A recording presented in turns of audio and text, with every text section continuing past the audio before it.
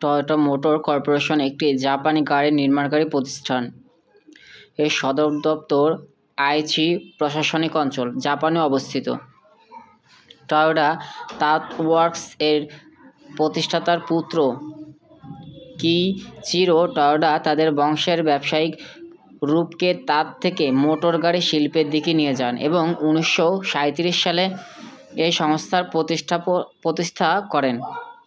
শিল্প অটোমোবাইল প্রতিষ্ঠাকাল 1937। প্রতিষ্ঠাতা কিচিরো টয়োটা। সদর দপ্তর আইচি প্রশাসনিক অঞ্চল, চিউবু অঞ্চল, জাপান। প্রধান ব্যক্তি কিচিরো তোয়াদা। আয় 203.26 বিলিয়ন 2019। সুদ ও করপূর্ব আয় 4.56 বিলিয়ন 2019। নিট আয় 4.33 বিলিয়ন 2009। মোট সম্পদ, মোট ইকুইটি 5.54 বিলিয়ন 2009। কর্মী সংখ্যা 3,16,121। 2010 সালে টয়োটা সারা বিশ্বে 3,734 জন মানুষকে চাকরি দেয় এবং 2011 সালে জেনারেল মোটরস এবং ভলক্সওয়াগন গ্রুপকে পিছিয়ে ফেলে উৎপাদন দিক থেকে পৃথিবীর তৃতীয় বৃহত্তম গাড়ি প্রস্তুতকারক হয়ে ওঠে।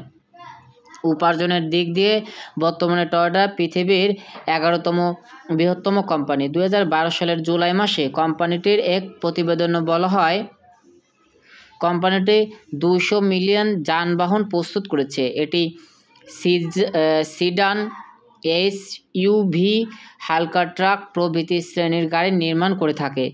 পৃথিবীর বিভিন্ন দেশের কারখানা রয়েছে। বিশ্বের তৃতীয় বৃহত্তম গাড়ি নির্মাতা প্রতিষ্ঠান টয়োটা মোটর কর্পোরেশনের টয়োটা শব্দটি এসেছে এই কোম্পানি মালিকদের আদিপুরুষ উদ্ভাবকদের রাজাখ্যাত সাকিচি টয়োটা নাম থেকে। জাপানের নাগোয়ার দক্ষিণ-পূর্ব মধ্য দক্ষিণ হনশু অঞ্চলের কুয়ামো নামের একটি শহর ছিল। 1959 সালে এর নাম পাল্টে রাখা হয় টয়োটা সিটি।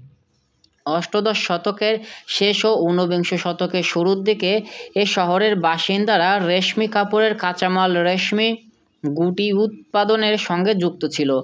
বলা বাহুল্য, হাতে চালানো তাতে খুবই ধীর গতিতে রেশম গুটি থেকে তৈরি হতো রেশমি কাপড়। পরবর্তী সময়ে দেশে বিদেশে রেশমি কাপড়ের চাহিদা কমে যাওয়ায় সাকিচি টয়োটা নামের ওই শহরের এক বাসিন্দা মনোনিবেশ করেন যন্ত্রচালিত তাঁত উৎপাদনের দিকে। এ কাজে দুটো পয়সার মুখ দেখতে শুরু করেন তিনি। নতুন কিছু করার আগ্রহের সৃষ্টি সেই থেকেই। এই আগ্রহ আরও বেড়ে যায় তার টয়োটা অটোমেটিক লুম কোম্পানি উদ্ভাবন এরকম একটি মেশিনের প্যাটেন্ট ব্রিটেনের প্লান্ট ব্রাদার্স এর কাছে 10 লক্ষ ইয়েনে জাপানি মুদ্রা বিক্রি থেকে। সে সময়ে প্রাপ্ত বিলুপ ওই অর্থ সাকিচি টয়োটা বিনিয়োগ করেন গাড়ির ইঞ্জিন বানানোর কাজে। এ নতুন উদ্ভাবন কাজের দায়িত্ব দেওয়া হয় সাকিচি টয়োটার ছেলে কিচিরো তোয়োডাকে। 1935 সাল নাগাদ প্রথমবারের মতো A1 মডেলের গাড়ির ইঞ্জিন উদ্ভাবনে সক্ষম হন কিচিরো টয়োটা। এরপর আর পিছনে তাকাতে হয়নি টয়োটা পরিবারকে। আনুষ্ঠানিকভাবে টয়োটা মোটর কোম্পানি লিমিটেডের জন্ম 1937 সালের 28 আগস্ট। দ্বিতীয় বিশ্বযুদ্ধের পর উচ্চারণ সুবিধার বিবেচনায় টয়োটা শব্দটি পাল্টে করা হয় টয়োটা। বিশ্বের তৃতীয় বৃহত্তম গাড়ি নির্মাণ প্রতিষ্ঠান টয়োটা মোটর কর্পোরেশনের সদর দপ্তর জাপানের টয়োটা সিটিতে। 1958 সালে প্রথমবারের মতো বিদেশে গাড়ি বিক্রি শুরু করে এ কোম্পানি। মার্কিন যুক্তরাষ্ট্রের বাজারে প্রবেশের মধ্য দিয়ে টয়োটা আন্তর্জাতিক বাজারে প্রবেশ করে। 2008 খ্রিস্টাব্দে সারা পৃথিবীর গাড়ি বাজারের 32% টয়োটা গাড়ি দখল করতে পেরেছে। এর পরের বছরই তারা প্রথমবারের মতো জাপানের বাইরে ব্রাজিলে গাড়ির কারখানা স্থাপন করে। এরপর তারা পর্যায়ক্রমে পুরো পৃথিবীতে ছড়িয়ে পড়ে। বর্তমানে জাপানে টয়োটা মোটর কর্পোরেশনের নিজস্ব 12টি কারখানা, 11টি সাবসিডিয়ারি অ্যাফিলিয়েট কারখানা ছাড়াও বিশ্বের 26টি দেশে মোট 51টি কারখানা রয়েছে।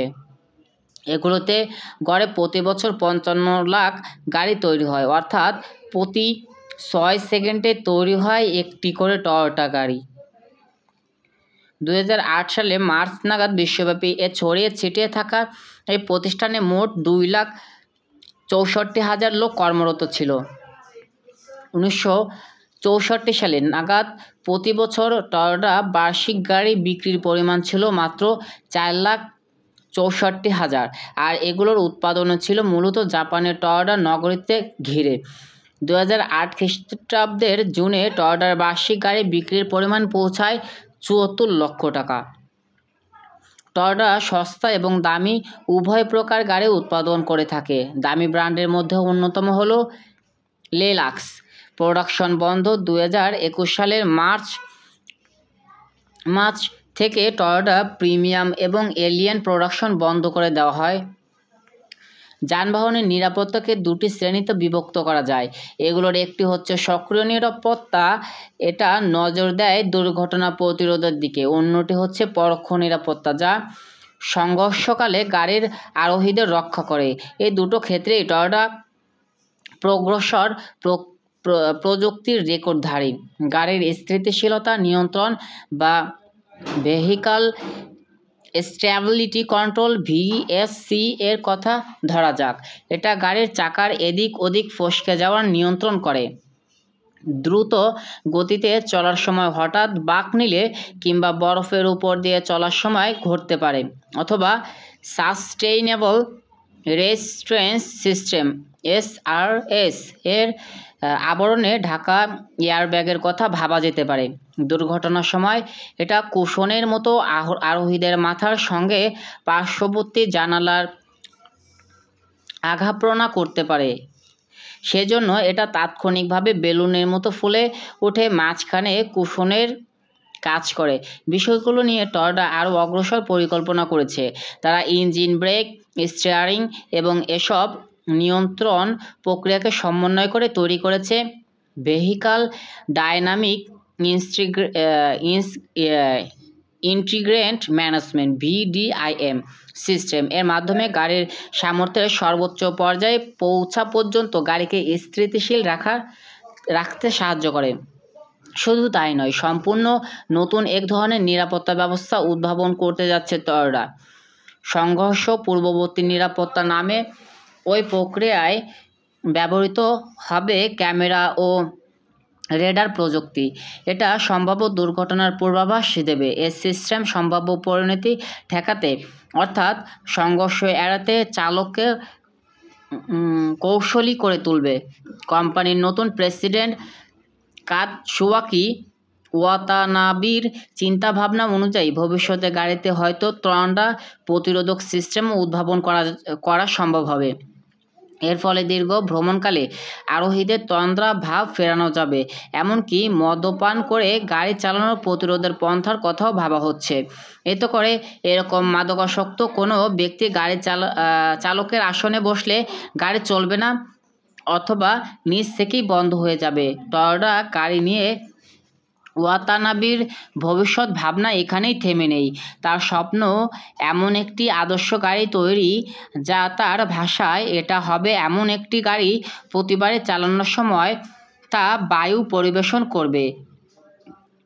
আরও উৎসাহী হয়ে তিনি বলেন, এমন একটি গাড়ি যা দুর্ঘটনা ও আঘাতকে একই সঙ্গে প্রতিরোধ করার মধ্য দিয়ে মানসিক চাপ কমিয়ে যাত্রীদের আরোহণে স্বাস্থ্যবান করবে।